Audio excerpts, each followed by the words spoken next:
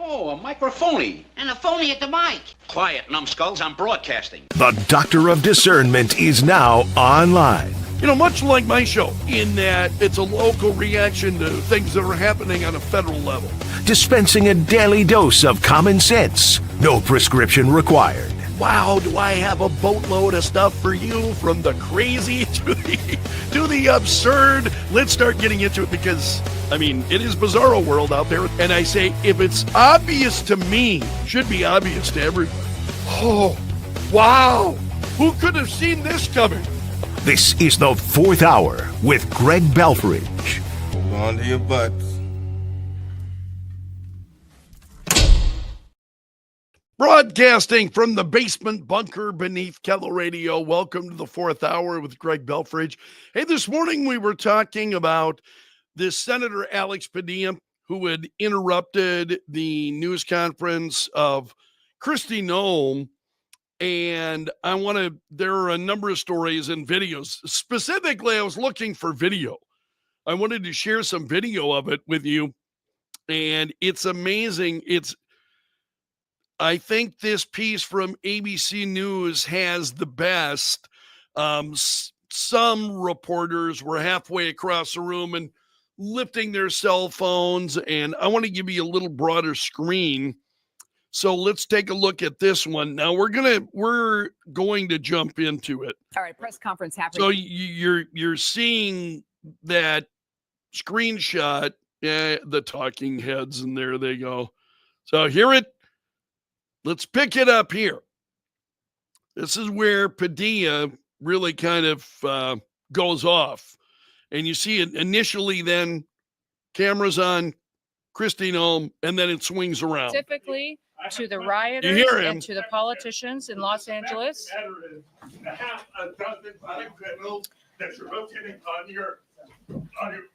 I also want to talk about specifically. So we don't see what's going on out there in the hallway. So out in the hallway is apparently when Padilla was forced down to the ground and handcuffed, and he's a pretty big guy. I mean, he's easily a head taller than these guys that are trying to hustle him out of the room. So there he is. And then again, you look at much of this. Well, it's the response from Padilla out on the steps afterward. Oh, we got to get his response. Who cares?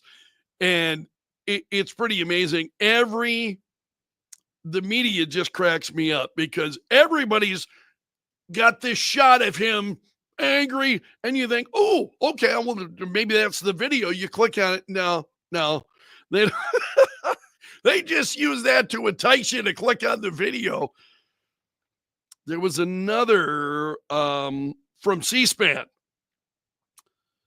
and there was something about this I wanted to show you as well, and I'm going to enlarge the screen Governor there. And that this mayor have placed on this country and what they have tried to insert And I'm trying to remember if they pick it up here shortly. into this city. So I want to say thank you to every single person that has been able to do this. Also, I want to talk specifically. Now, I don't know if you just heard that. They're telling him, hands up, hands up. And he's saying, I'm a senator. Did you hear that? You don't hear that in some of the other cuts. So I'm going to roll it again so you can hear it, just so that I'm giving you an overview of what happened. Governor and that this mayor have placed on this country and what they have tried to insert into this city. So I want to say thank you to every single person that has been able to do this. Also, I want to talk specifically to the rioters and to the politicians. He even mentions his name. Did you hear it there? I'm a senator, Alex Padilla, he says. So he did identify himself, but is that appropriate behavior? Let's roll it one more time. Governor and that this mayor have placed on this country. Seriously, and is what that they have tried to appropriate? insert into this city. So I want to say thank you to every single person that has been able to do this. Also, I want to talk specifically to the rioters and to the politicians in Los Angeles. Now that's the part that we've seen where he's being hustled out the door. So they're pushing him out the door right there. Specifically. And then Noam continues with the news conference.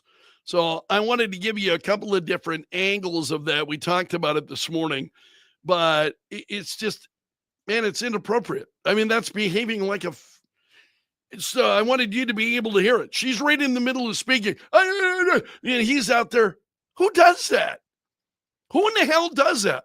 Then he holds a news conference afterward. Oh, because you're an ass? I mean, seriously, forget the language, but seriously? So because you don't know how to behave yourself, I mean, it's just, this is why by the time Friday rolls around, yeah.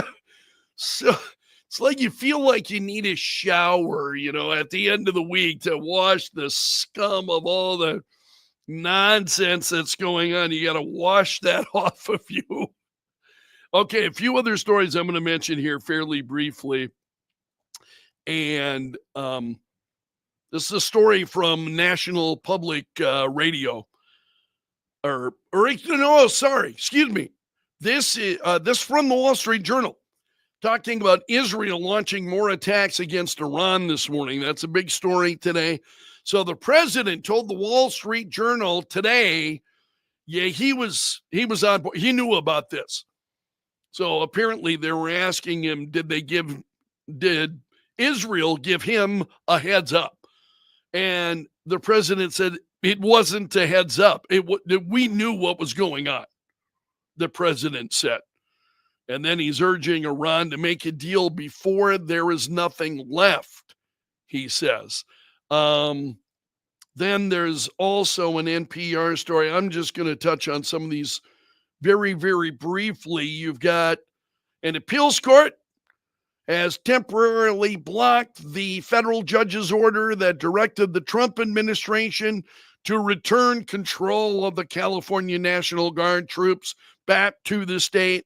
So this was literally hours after a federal judge, chastised the president, and the appeals court was right there to put a stop on this.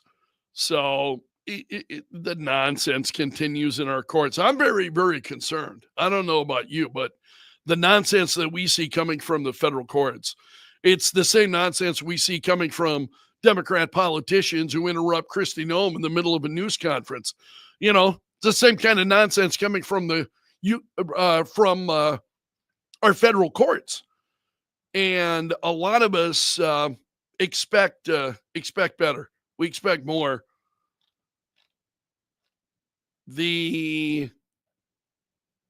Forgive me, I had some other windows opened.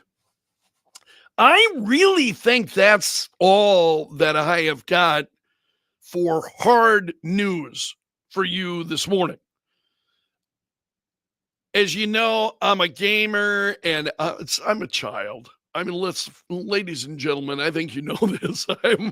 I am a child. I love childish things, and it's always been that way. I mean, my whole life, and I expect that'll never change.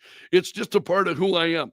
So, as I'm watching what's going on with the Nintendo Switch 2, I was checking this out. They're available now, the Nintendo Switch 2. And I was watching, I'm not going to roll all of this, about a minute long. So here it comes. You're seeing, Mario and some of your favorites. But there he is.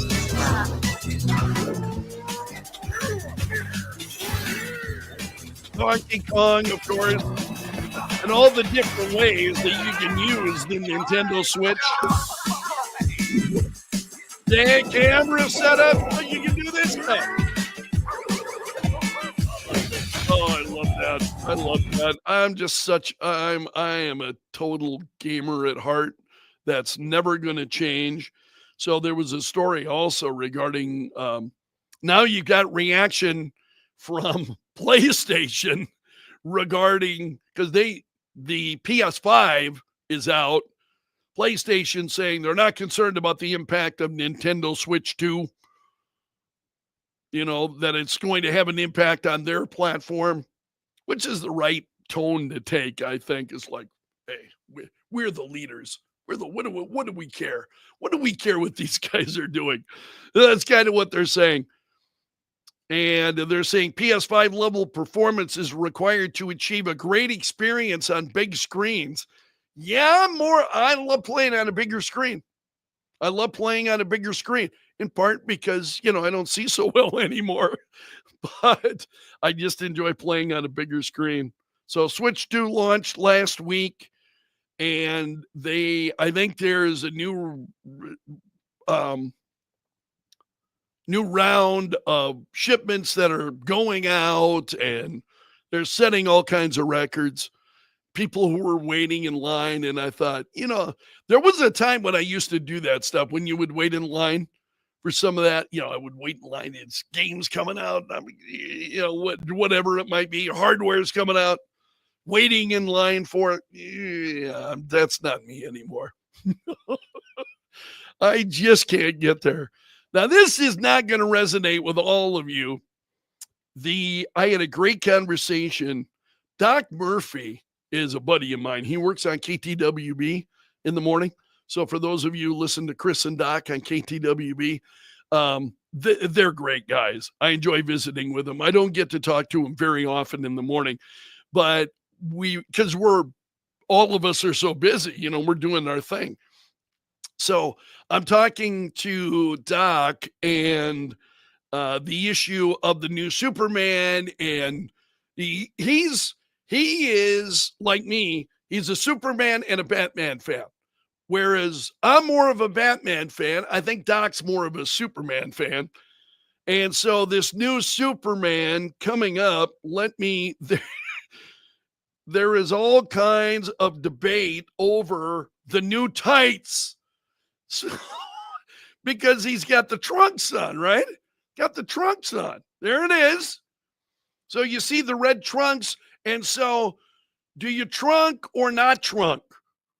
This is what they're debating. And so the director of the movie, it was like, okay, you got to come up with suits. You got to come up with suits with the red trunks, without the red trunks. Which do you prefer? And it cracks me up. I know Doc does not like the suit. I don't know. Again, I'll give you a full screenshot there. That's the suit of the new Superman. Any Superman fans among you?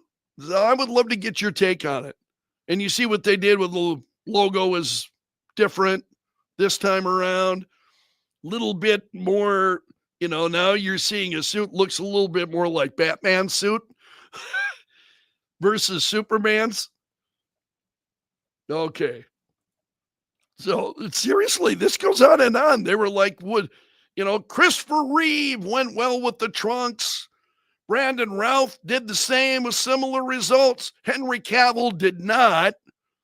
The Man of Steel was blue.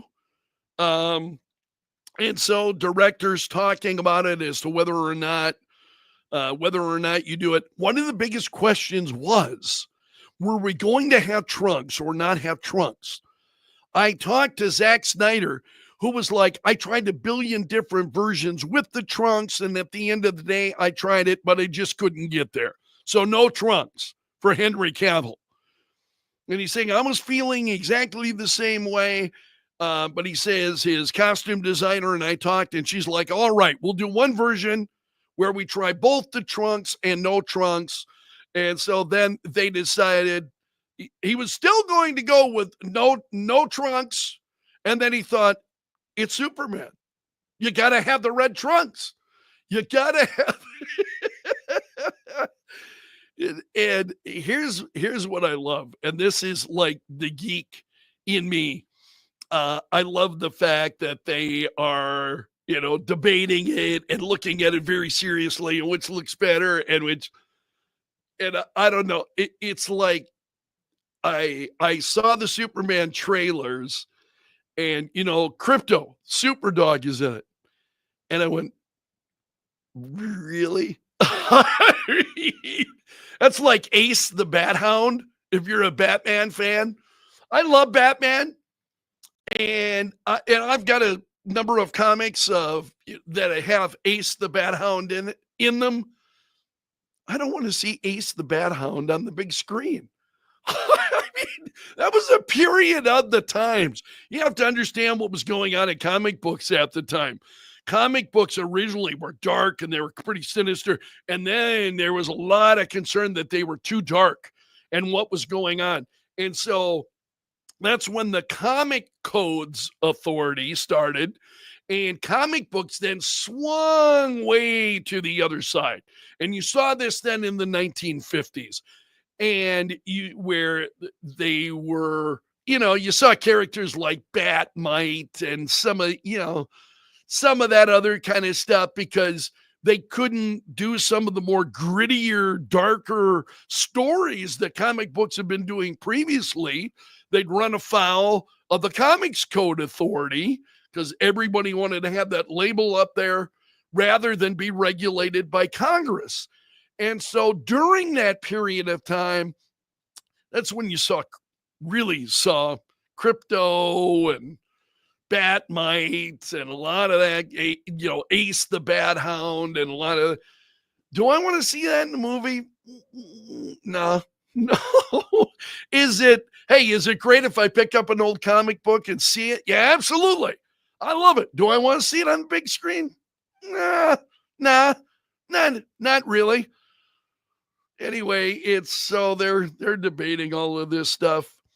And I saw this, and I did not see this. I did see The Flash. When The Flash came out, Michael Keaton is Batman, which I really enjoyed Michael Keaton. Not a big fan of the guy who plays The Flash, and there were issues with that movie. There were a number of things I would have to tell you that I enjoyed about it. And seeing Michael Keaton. So these apparently, at one point, you saw these. I don't remember seeing these. But there's the classic blue and gray with the blue. Can you imagine Michael Keaton wearing that suit? So these apparently were down in the Batcave, and these were other versions of his classic, black suit. I love what they did with the black suit, and just really look. There's Batman in blue and gray, and a classic Michael Keaton, era bat on it. And I'd never seen that before. I'm going to have to watch that movie again. Katie won't watch it with me. Yeah, the missus doesn't let me have any fun. All right. That's really all I got. There was one other story this morning about this crying baby. So this is the Babylon Bee. Crying baby on a flight complains about being seated next to Greta Thunberg. And there it is. So this was an international flight. The crying baby said, "Can you move me to another seat? I can't hear myself think." That's why you got to love the folks at the Babylon Bee. Okay, that's a wrap for this week, my friend. You have made it to the end of the video. So you are part of my gallery of champions. A big thank you to you. Special salute to the Bunker Brigade. Those of you who are here and engaging, really, really appreciate it. It's great to have all of you along. I want to wish you a very good weekend. Hit the like button if you would before you leave. And I'll leave it there. I will see you again on Monday, hopefully. So until then, I'm underground and